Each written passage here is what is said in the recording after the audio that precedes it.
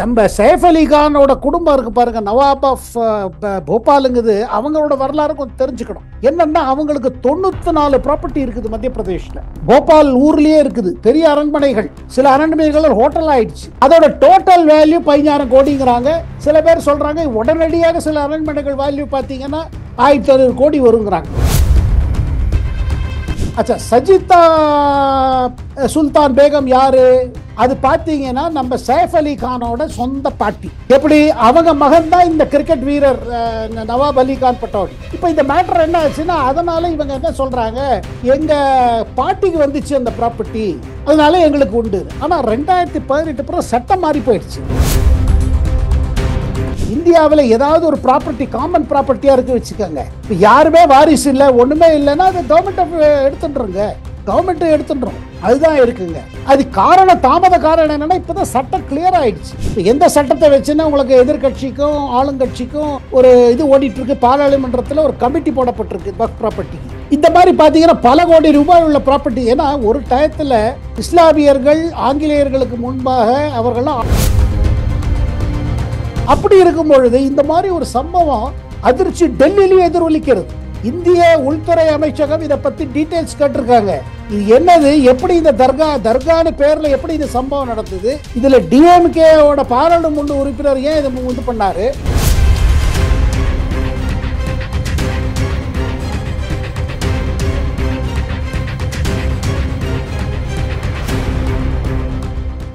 Real one voice நண்பர்களுக்கு நேயர்களுக்கு வணக்கம். தொடர்ச்சியாக பல்வேறு முக்கியமான தகவல்களை டெல்லியிலிருந்து கொடுத்து கொண்டிருக்கும் மூத்த பத்திரிகையாளர் டெல்லி சேகர் ஐயர் நம்முடைய இருக்கிறார். வணக்கம் சார். வணக்கம் சிவா சார், வணக்கம் சார். இப்போ இந்திய அளவுல ஒரு பரபரப்பான செய்தி அப்படின்னு சொல்லி எடுத்துக்கிட்டோம் அப்படின்னா சாயிப் அலிகான் விவகாரம் தான் சார். 15,000 கோடி பட்டோடி குடும்பத்திற்கு சொந்தமான 15,000 கோடி ப்ராப்பர்ட்டியை மத்திய அரசாங்கம், இந்திய அரசாங்கம் கையகப்படுத்த போகிறது அப்படிங்கிற செய்தி பரவலா போய்கிட்டு இருக்கு சார். இது என்ன காரணம் சார்? இதனுடைய பின்னணி என்ன சார்? கொஞ்சம் பிரீஃபா சொல்லுங்க சார். இல்லைங்க, பட்டாவுடி குடும்பத்துக்கு இந்த 15,000 கோடி சொத்து முதல்ல இருக்குதான்னு கேள்விக்குறி. காரணம் என்னன்னா, அதாவது இந்தியா பாகிஸ்தான் தனித்தனி நாடு ஆன போது 1947 பல இந்தியாவில் இருந்த இஸ்லாமிய மன்னர்கள் அரசர்களாக இருந்தாங்க. குடியரசு, அதாவது என்ன சொல்றது, பிரின்சஸாக இருந்தவங்க, பல பேர் ராஜாவாக இருந்தவங்கெல்லாம் இந்தியாவிலிருந்து பாகிஸ்தான் போயிட்டாங்க. அதே மாதிரி பாகிஸ்தானில் இருந்த பல ஜமீன்தார்கள், இந்து ஜமீன்தார்கள், அவங்க நிலத்தை அங்கே விட்டுட்டு இங்கே வந்துட்டாங்க. அப்போ அந்த இடத்த அவங்க விட்டுட்டு வந்த நிலத்தை அங்கே இருக்கிறவங்க பிடிச்சி இது பண்ணிட்டாங்க. இங்கே இவங்க விட்டு போன ப்ராப்பர்ட்டி பாருங்க, அது அப்படியே இருந்துச்சு. சில சமயம் அதை மற்றவங்க அதை கையாள பார்த்தாங்க, எல்லாம் பார்த்தாங்க. இதில் என்னாச்சு, 1900, அதாவது இந்தியாவும் பாகிஸ்தானும் தனித்தனி நாடு ஆன பிறகு 1947 இந்தியாவுக்கும் பாகிஸ்தானுக்கும் போர் ஏற்பட்டது, காஷ்மீரை வைத்துக்கொண்டு. பிறகு 1965 ஒரு போர் இருந்தது, 1971 போர் இருந்தது. அதுக்கு பிறகு பாருங்க, இதுக்கு நடுவில் 1968 நம்ம இந்திய அரசு ஒரு பெரிய முடிவு எடுக்கிறாங்க. இந்த மாதிரி இருக்கிற ப்ராப்பர்ட்டிஸ் யார் விட்டுட்டு போனாங்களோ, பாகிஸ்தான் போனவங்க, அது பெரிய பெரிய ப்ராப்பர்ட்டி, பல கோடி ரூபாய் உள்ள மதிப்புள்ள ப்ராப்பர்ட்டியை யாரும் கையாள முடியாது. காரணம், அதை நாங்கள் எனிமி ப்ராப்பர்ட்டின்னு டிக்ளேர் பண்ணுறோம். இதை மேனேஜ் பண்ணுறதுக்காக எனிமி ப்ராப்பர்ட்டி ஒரு கமிட்டி மாதிரி போட்டாங்க உள்துறை அமைச்சகம் கீழே. அதுக்கு ஒரு கஸ்டடியன் மாதிரி போட்டு அவங்க தான் பார்த்துப்பாங்க அப்படின்னு வந்துருச்சு.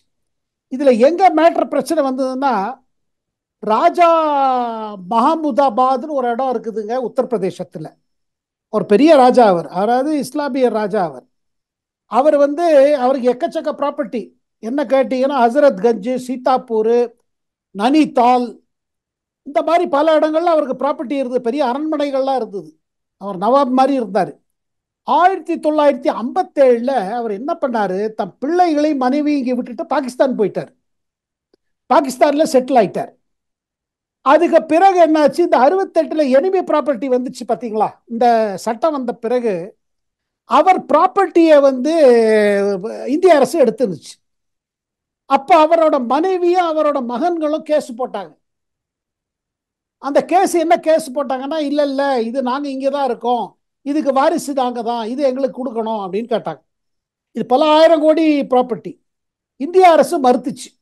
கடைசியில் மேட்டர் சுப்ரீம் கோர்ட் வரையில் போய் 2005 சுப்ரீம் கோர்ட் சொல்லிச்சு, இல்லை இது இவங்களுக்கும் இதில் பங்கு உண்டு அப்படின்னு சொன்னிச்சு சுப்ரீம் கோர்ட். அது சொன்ன பிறகு என்னாச்சு சிவா சார், நாடு முழுவதும் இந்த மாதிரி நவாபு விட்டுட்டு போனது, சுல்தான் விட்டுட்டு போனது, பல வாரிசுகள் தங்களை வாரிசுன்னு சொல்லிட்டு அவங்கெல்லாம் ப்ராப்பர்ட்டி கிளைம் பண்ண ஆரம்பிச்சிட்டாங்க. இதை பண்ண ஆரம்பிச்ச போது என்ன ஆச்சு, 2016 பிறகு பாருங்க இந்த மேட்டர் பெருசாச்சு. ஸோ 2017 இதே மோடி அரசு இருக்கும் பொழுது ஒரு அவசர சட்டம் கொண்டு வந்து என்ன சொன்னாங்க, இந்த ப்ராப்பர்ட்டி வந்து அந்த யாரு கிளம்பி போயிட்டாங்களோ அவங்களோட வாரிசுகள் யாரும் கிளைம் பண்ண முடியாது, தன்னை வாரிசு சொல்லிட்டு கிளைம் பண்ண முடியாதுட்டாங்க. ஸோ 2017 அவசர சட்டம், அந்த சட்டத்தை மாற்றுவதற்காக ஒரு ரெகுலர் சட்டம் வருது 2018. இதுக்கு பிறகு பாருங்க, இதுல அந்த மாதிரி எந்த ப்ராப்பர்ட்டி எதுவாக இருந்தாலும் எனிமி ப்ராப்பர்ட்டி, இது யாருக்கு பங்கு கேட்க முடியாது, வாரிசு பிஸ்னஸ் கிடையாது, இன்ஹெரிட்டன்ஸ் கிடையாது, இந்த மேட்டர்ல எல்லாமே இந்திய அரசுக்கு சொந்தம் அப்படின்னு சொல்லி விட்டாங்க. இதை போட்ட உடனே என்ன ஆச்சுங்க, நம்ம சைஃப் அலி கான் குடும்பம் பாருங்க, அவர் தகப்பனார் வந்து நவாப் அலி கான் பட்டோடி, கிரிக்கெட் வீரர். அண்ட் அந்த நவாப் போபால் நவாபோட வம்சத்தில் வர்றாரு சைஃப் அலி கான். அவரு அவன் அம்மா தாயார் ஷர்மிளா டேகோர், அதாவது நவாப் அலி கான் பட்டோடியோட மனைவி ஆக்டரா இருந்தாங்களே ஷர்மிளா டேகோர், அவங்க கேஸ் போடுறாங்க. அந்த கேஸ்ல என்ன, எங்களுக்கு ப்ராப்பர்ட்டி உண்டுன்னு கேஸ் போட்டாங்க. இப்போ கேஸ் போட்டு டிசம்பர் இது எங்களுக்கு சொந்தம்னு போட்டாங்க. 2013 மத்திய பிரதேஷ் ஹைகோர்ட்ல ஒரு ஆர்டர் போட்டிருக்காங்க, நீங்க கேஸ் போட்டிருக்கீங்க, ஆனா மத்திய அரசு சொல்வது என்னன்னா 2018 இது மாறி போச்சு, இதை நீங்க கிளைம் பண்ண முடியாது, நீங்க வாரிசு சொல்லி கிளைம் பண்ண முடியாது. அப்போ கேள்வி பண்ண முடியாதுன்னு சொல்லிட்டாங்க, நீங்க பாருங்க. நம்ம சைஃப் அலி கானோட குடும்பம் இருக்கு பாருங்க, நவாப் ஆஃப் போபாலுங்குது, அவங்களோட வரலாறு கொஞ்சம் தெரிஞ்சுக்கணும். என்னன்னா அவங்களுக்கு 94 ப்ராப்பர்ட்டி இருக்குது மத்திய பிரதேஷ்ல, போபால் ஊர்லயே இருக்குது, பெரிய அரண்மனைகள், சில அரண்மனைகள் ஹோட்டல் ஆயிடுச்சு, ஹோட்டலாக நடந்துட்டு இருக்கு, பல இடங்கள்ல இருக்குது ப்ராப்பர்ட்டி. அதோட டோட்டல் வேல்யூ 15,000 கோடிங்கிறாங்க. சில பேர் சொல்றாங்க உடனடியாக சில அரண்மனைகள் வேல்யூ பார்த்தீங்கன்னா 1,500 கோடி வருங்கிறாங்க. இப்போ என்ன மேட்டர் இங்கே வந்திருக்குன்னா, 2018 சட்டம் மாறி போச்சு. இப்போ சட்டம் மாறின பிறகு இது பிரச்சனை வருது. இப்போ முதல்ல நம்ம பார்ப்போம், சாஹிப் அலி கானோட தகப்பனார் நவாப் அலி கான் பட்டோடி, இவரோட வம்சம் என்ன பார்த்தீங்கன்னா, நவாப் போபாலோட நவாப் இருந்தாரு, அவர் பேர் முகமது அப்துல்லா கான்னு பேர். அவரு 1960 இறந்து போனாருங்க. அவர் இறந்த பிறகு அவரோட எல்லா இந்த மாதிரி ப்ராப்பர்ட்டி எல்லாம் அவரோட முதல் மகள் அபிதா சுல்தான் பேகம் அவங்களுக்கு போச்சுது. அவங்க பாகிஸ்தானுக்கு போயிட்டாங்க, மைக்ரேட் பண்ணிட்டாங்க, இதெல்லாத்தையும் விட்டு போயிட்டாங்க. அவங்களோட தங்கச்சி இருக்காங்க பாருங்க, அவங்க தங்கச்சி பேர் சஜிதா சுல்தான் பேகம்னு பேர், அவங்க இங்கதான் இருந்தாங்க, அக்கா போயிட்டாங்க அங்க. இப்ப இந்த சஜிதா பேகம் வந்து இந்த ப்ராப்பர்ட்டி என்னோடதுன்னு ஆரம்பிச்சாங்க. எங்க தகப்பனாரோட ப்ராப்பர்ட்டி எங்க அக்கா கிட்ட தான் இருந்துச்சு, எங்க அக்கா பாகிஸ்தான் போயிட்டாங்க, அதனால இது எனக்கு சொந்தம்னு ஆரம்பிச்சாங்க. அச்சா, சஜிதா சுல்தான் பேகம் யாரு, அது பார்த்தீங்கன்னா நம்ம சைஃப் அலி கானோட சொந்த பாட்டி. எப்படி, அவங்க மகன் தான் இந்த கிரிக்கெட் வீரர் நவாப் அலி கான் பட்டோடி. அவங்க வந்து இஃப்தார் அலி கான் பட்டோடிக்கெல்லாம் மணந்தாங்க, அவர் தான் இவர் இந்த பட்டோடிய தாத்தா, நம்ம சைஃப் அலி கானோட சொந்த தாத்தா. இப்போ இந்த மேட்டர் என்ன ஆச்சுன்னா, அதனால இவங்க என்ன சொல்றாங்க, எங்க பாட்டிக்கு வந்துச்சு அந்த ப்ராப்பர்ட்டி, அதனால எங்களுக்கு உண்டு. ஆனா 2018 பிறகு சட்டம் மாறி போயிடுச்சு, நீங்க உங்க பாட்டி தாத்தாவோடதுன்னு சொல்லி கிளைம் பண்ண முடியாது, அது எனிமி ப்ராப்பர்ட்டியா இருந்து அவங்க பாகிஸ்தான் போயிருந்தா, இந்தியா விட்டுட்டு பாகிஸ்தான் போயிட்டாங்கன்னா அது நீங்க கிளைம் பண்ண முடியாது. ஸோ இந்த மேட்டர் பார்த்தீங்கன்னா இங்கே தொங்கல்ல இருக்குது. இது இவங்களுக்கு ஒன்றும் ரிலீஃப் கிடைக்காது, ஏன்னா கோர்ட்டு இதில் ஒன்றும் பெரிய இதுவாக கிடைக்கிற மாதிரி தெரியலீங்க. ஆனால் ஒரு விஷயங்க, மொத்தத்தில் இந்த மாதிரி எவ்வளோ ப்ராப்பர்ட்டி இருக்கிறது நம்ம பார்ப்போம். சொல்லப்படுறது அதாவது 9,250 ப்ராப்பர்ட்டி இருக்கான் பாகிஸ்தானுக்கு. இந்தியாவிலேருந்து பாகிஸ்தான் போனவங்க, பாகிஸ்தானில் இருக்கிறவங்க இப்போ செட்டில் ஆனவங்க. அதே மாதிரி 126 ப்ராப்பர்ட்டி இருக்கிறது சைனீஸ்காரங்க. ஏன்னா இந்த கண்ட்ரிஸ், அதாவது இந்த நாடுகள் சைனாவா இருக்கட்டும், பாகிஸ்தானாக்கும் இந்தியாவோட எதிரி நாடுன்னு நம்ம கருதுறோம். இதுல டோட்டல் வேல்யூ பாத்தீங்கன்னா இந்த எத்தனை ப்ராப்பர்ட்டி விட்டுட்டு போயிருக்காங்களோ இது 1,00,000 கோடி மேல இருக்குன்னு சொல்றாங்க. இப்ப கேள்வி எங்க வருதுன்னா, சைஃப் அலி கானுக்கு இதுல ஏதாவது கிடைக்குமா, பங்கு இருக்குமா?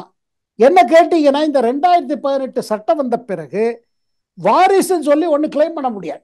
அதாவது எங்க பாட்டி இது, எங்க பாட்டி, எங்க எங்க கொள்ளு தாத்தா போன பிறகு பாட்டிக்கு தான் வந்து, அதாவது அம்மா வழி கொள்ளு தாத்தா, அம்மா வழி கொள்ளு தாத்தா போன பிறகு இது எங்க பாட்டிக்கு வந்துச்சு, எங்க பாட்டியிலேருந்து எனக்கு உண்டு அப்படின்னு கேட்கிறாரு சைஃப் அலி கான்.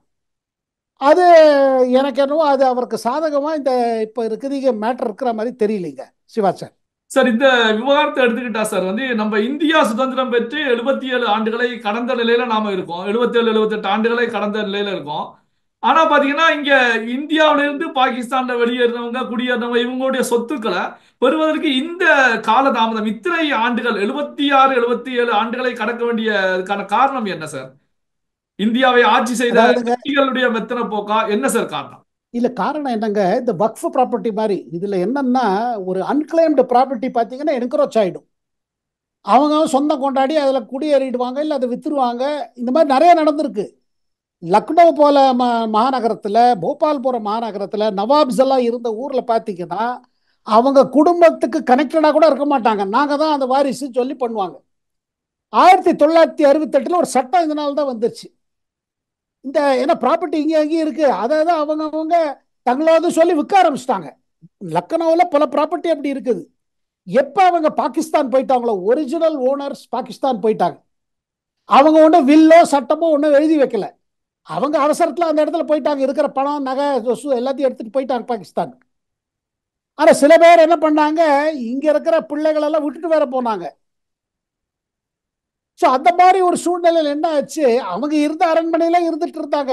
இப்போ ராஜா ஆஃப் மஹமூதாபாத் சொன்னேன் பாருங்க, அவர் போயிட்டாரு, அங்க போய் வேற ஒருத்தரை மணந்தாரு பாகிஸ்தான்ல போய். ஆனா அவரோட மனைவி, அவரோட 2 மகன் இருந்தாங்க. அவங்க கேஸ் போட்டாங்க. 2005 சுப்ரீம் கோர்ட் சொல்லிச்சு, இல்ல இது அவங்களுக்கு பங்கு உண்டு, அவங்கள அம்போன்னு விட முடியாது சொல்லிச்சு. ஆனா 2016 ஒரு அவசர சட்டம் கொண்டு வந்து, 17 அவசர சட்டம் கொண்டு வந்து இந்த மாதிரி சொத்து விட்டுப்பட, எப்படி இந்துக்கள் விட்டு போன சொத்து இருக்கு பாருங்க, ஜமீன்தாரா இருந்தவங்க யாரோட ப்ராப்பர்ட்டி எல்லாம் விட்டுட்டு ஓடி வந்தாங்க, எல்லாத்தையும் விட்டு கட்டின துணியோட வந்தாங்க. அந்த ப்ராப்பர்ட்டியில பாகிஸ்தான்ல இருந்துச்சு. இந்தியா சொல்வது என்னன்னா, அந்த ப்ராப்பர்ட்டி அங்கேயே இருக்குது, இங்கே விட்டுட்டு போன ப்ராப்பர்ட்டி இங்கே தான் இருக்கு. அங்க அவங்க அரசு கூட கிடையாது, அவங்க உள்ள நுழைஞ்சு அதை பிடிச்சிட்டாங்களோ அதை பிடிச்சிட்டாங்க. 1987 இந்தியாவில் என்ன சொல்றாங்க, இல்ல இந்த ப்ராப்பர்ட்டி அரசுக்கு சொந்தம். இப்ப பாருங்க, இந்தியாவில் ஏதாவது ஒரு ப்ராப்பர்ட்டி காமன் ப்ராப்பர்ட்டியா இருக்கு வச்சுக்கோங்க, இப்ப யாருமே வாரிசு இல்லை ஒண்ணுமே இல்லைன்னா அது கவர்மெண்ட் எடுத்துட்டுருங்க, கவர்மெண்ட் எடுத்துடுறோம். அதுதான் இருக்குங்க. அது தாமத காரணம் என்னன்னா, இப்பதான் சட்டம் கிளியர் ஆயிடுச்சு. 2018 பிறகு இந்த ப்ராப்பர்ட்டி கவர்மெண்ட் ஆஃப் இந்தியாவுக்கு ஒரு தனி கஸ்டடியன் போட்டிருக்காங்க. இதுல வாரிசு பேர்ல யாரும் கிளைம் பண்ண முடியாது. சார், இப்போ இந்த விவகாரத்தை பொறுத்த வரைக்கும் இப்படி இந்தியாவுல விட்டுட்டு போன ப்ராப்பர்ட்டிகளை பொறுத்த வரைக்கும், சொத்துக்களை பொறுத்த வரைக்கும் வக்ஃபு வாரியம் போன்ற அமைப்புகள்ல இருப்பதற்கான வாய்ப்புகள் இருக்கா சார்? அவங்க கட்டுப்பாட்டுல இருப்பதற்கான வாய்ப்புகள் இருக்கிறதா இல்லைங்க, சார்? இந்த ப்ராப்பர்ட்டிங்கிறது பர்சனல் ப்ராப்பர்ட்டிங்க. வக்ஃபுங்கிறது என்னன்னா, இந்த மாதிரி சில ப்ராப்பர்ட்டிகள் அவங்க மதத்துக்காக எழுதி வைக்கிறது. அதாவது எங்க மதத்துக்காக ஒரு மஸ்ஜித்துக்காகவோ இல்லை ஒரு தர்காக்காகவோ ஏதாவது எழுதி வச்சுட்டாங்கன்னு வச்சுக்கோங்க, அது வக்ஃப் ஆயிடும். பட் வக்ஃப் ப்ராப்பர்ட்டில என்ன பார்த்தீங்கன்னா, அங்கேயும் பல ப்ராப்பர்ட்டி கிளைம் பண்றாங்க. அங்கங்க வக்ஃப் நடத்த வைக்கிறாங்க. அது நடத்தல என்ன ஆச்சு, அங்கேயும் சட்டம் சரியில்லை, அதனால தான் சட்டம் ஒன்று வந்துருச்சு. இப்போ எந்த சட்டத்தை வச்சுன்னா உங்களுக்கு எதிர்கட்சிக்கும் ஆளுங்கட்சிக்கும் ஒரு இது ஓடிட்டு இருக்கு, பாராளுமன்றத்தில் ஒரு கமிட்டி போடப்பட்டிருக்கு வக்ஃப் ப்ராப்பர்ட்டிக்கு. இந்த மாதிரி பார்த்தீங்கன்னா பல கோடி ரூபாய் உள்ள ப்ராப்பர்ட்டி. ஏன்னா ஒரு டயத்தில் இஸ்லாமியர்கள் ஆங்கிலேயர்களுக்கு முன்பாக அவர்கள்லாம் ஆளும் அரசராக இருந்தார்கள். அவர்கள் அரசராக இருந்த பொழுது வட இந்தியாவிலும் சரி, பல இடங்கள் தென்னிந்தியாவிலும் சரி, அவங்க ப்ராப்பர்ட்டி உறவுக்காரங்களுக்கு அவங்களுக்கு இவங்களுக்கு எல்லாம் கொடுத்தாங்க. அவங்க மதத்துக்கும் கொடுத்தாங்க, மஸ்ஜித்துக்கு கொடுத்தாங்க, சில இடத்துல தர்காக்கு கொடுத்தாங்க. ஆனா அந்த ப்ராப்பர்ட்டி பாருங்க பல இடங்கள்ல இல்லீகல் ஆக்கிபை ஆயிருக்கு. நாங்க தான் அவங்க வாரிசு, இந்த வக்ஃப் ப்ராப்பர்ட்டி இதுதான் நாங்க தான் மேனேஜ் பண்றோம். இதெல்லாம் ஒரு ஒழுங்குபடுத்துறதுக்கு அதுக்கு ஏன்னா சட்டம் பலமுறை ஒரு சட்டம் இருக்குது. 2013 கூட மன்மோகன் சிங் அரசு, காங்கிரஸ் அரசு கூட நினைச்சது என்ன, இந்த ப்ராப்பர்ட்டி எல்லாம் ரெகுலேட் பண்ணணும். இதான் அங்கங்க இதாயிடுறது, மிஸ்யூஸ் ஆகுது, யாருக்கு சொந்தம், இது நிஜமாவே வக்ஃப் ப்ராப்பர்ட்டியா? இப்ப பாருங்க, பல இடங்கள்ல இந்த கேள்வி வருது. ஒரு ஆயிரக்கணக்கான இருக்கிற கோவில் வந்து எங்க ப்ராப்பர்ட்டி மேல இருக்குங்கிறாங்க, ஒர்க் ப்ராப்பர்ட்டி மேல. இந்த மாதிரி வட இந்தியாவிலேயும் பிரச்சனை வந்திருக்கு. ஸோ அவங்க எப்போ இது ஒர்க் ப்ராப்பர்ட்டி ஆச்சு, அது என்ன ஆதாரம் இருக்குது, இந்த மாதிரி சில பிரச்சனைகள்லாம் வந்துட்டே இருக்கு. நவாஸ்கனி எம்பி அவர்களை பொறுத்த வரைக்கும் திருப்பரங்குன்றம் மலையில, அதாவது முருகன் கோயில் இருக்கக்கூடிய திருப்பரங்குன்றம் மலையில வந்து பிரியாணி சாப்பிட்டு இருக்காங்க. இந்த விவகாரம் வந்து இந்து மக்கள் மத்தியில ஒரு அதிர்வலையை உருவாக்கி இருக்கு. காரணம் என்ன அப்படின்னா, அங்க வந்து எந்த விதமான பலி கொடுப்பதோ அல்லது வந்து அசைவம் சம்பந்தப்பட்ட விஷயங்கள் இருக்கக்கூடாது அப்படிங்கிற ஒரு நடைமுறை இருக்கக்கூடிய ஒரு சூழ்நிலையிலையும் அங்க வந்து பிரியாணி வாங்கிட்டு போய் வச்சு சாப்பிட்டு இருக்காங்க அப்படிங்கிற செய்தி வந்து பரவிட்டே இருக்கு. இதை எப்படி சார் பாக்குறீங்க? இல்லைங்க, இந்த சம்பவமே ஒரு அதிர்ச்சி தக்க சம்பவம். ஏன்னா பாருங்க, ஆஹ், திருப்பரங்குன்றங்கிறது நம்ம ஆறுபடை வீடிலேயே முதல் வீடுங்க. அது முருகனுக்காக தமிழ்நாட்டில் தனி சிறப்பு உண்டுங்க. மரு மரு முருகனுக்கு மேலே இருக்கிற பக்தி, முருகன் மேலே இருக்கிற வழிபாடு பார்த்தீங்கன்னா பல இடங்களில் முருகன் கோவில் இருக்குது. அண்ட் குறிப்பிட்ட குறிப்பிட்ட சொல்லப்போனால் ஆறுபடை வீடுங்கிறது தனிங்க. அது பல ஆயிரம் வருஷமா இருக்குது. அந்த இடத்துல ஒரு தர்கா இருக்குது, அந்த மலை மேலே ஒரு தர்கா இருக்குது. சரி, அந்த தர்கா இருந்துட்டு இருக்கு வச்சுக்கோங்க. ஆனால் இதுவரையில் வராத ஒரு சம்பவம் ஏன் இப்போ நடக்குது? அதில் ஏன் ஒரு ஆளுங்கட்சி பாராளுமன்ற உறுப்பினர் அதுக்கு தலைமை தாங்குறாரு? அங்கே நான்வெஜ் விட்டலாம். அதாவது என்னன்னா, எங்கேயோ ஒரு இடத்துல ஒரு சண்டையை உண்டாக்குற மாதிரி போகிறது மேட்டர். எனக்கு தோணல. பாருங்க, திருப்பரங்குன்றத்தை முருகன் இருக்கிற விட எல்லா மதக்காரர்களும் அதை இது பண்ணுறாங்க. அதை வந்து அதுக்கு ரெஸ்பெக்ட் கொடுக்குறாங்க, அதை இது பண்ணுறாங்க. அதுக்கு ஒரு மரியாதை, என்ன மரியாதை தரணுமோ தராங்க. ஏன்னா முருகனோட ஸ்தலம் இது. அப்படி இருக்கும் பொழுது இந்த மாதிரி ஒரு சம்பவம் அதிர்ச்சி டெல்லியிலேயே எதிரொலிக்கிறது. இந்திய உள்துறை அமைச்சகம் இதை பற்றி டீட்டெயில்ஸ் கேட்டிருக்காங்க. இது என்னது, எப்படி இந்த தர்கான்னு பேர்ல எப்படி இந்த சம்பவம் நடந்தது, இதுல டிஎம்கேவோட பாராளுமன்ற உறுப்பினர் ஏன் இது பண்ணாரு, அண்ட் இப்ப வரப்போற தமிழ்நாடு சட்டசபைக்கு முன்னாடி இந்த மாதிரி ஏன் ஒரு சம்பவம் நடக்குது? இது வெறும் இந்துக்களோட இது, அதாவது இந்து பாடிஸ் ஆர்கனைசேஷன்ஸ் தான் இது பெருசு பண்றாங்கன்னு ஒரு குற்றச்சாட்டு வைக்கிறாங்க. எல்லாத்தையும் டிஎம்கே அரசு மேல ஒரு கேள்விக்குறி வருது. இதை ஏன் அவங்க என்கரேஜ் பண்றாங்க? ஏன்னா பாருங்க, ஒரு ஒரு புனிதமான இடத்துல பார்த்தீங்கன்னா அந்த இடத்துல இந்த மாதிரி கிடையாதுங்க. எனக்கு தோணல மற்ற தர்கால கூட நான்வெஜ் எடுத்துட்டு போவாங்களா, எனக்கு சந்தேகம். ஏன்னா தர்காவோ இல்லை சாமி கும்பிட இடத்துல ஒன்றும் பெரிய இது கிடையாதுங்க. இந்த மாதிரி எல்லாம் ஒரு எந்த மதத்திலையும் பண்ண மாட்டாங்க. அப்படி இருக்கும் பொழுது இங்க செஞ்சு என்ன நிரூபிக்க காமிக்கிறாங்க?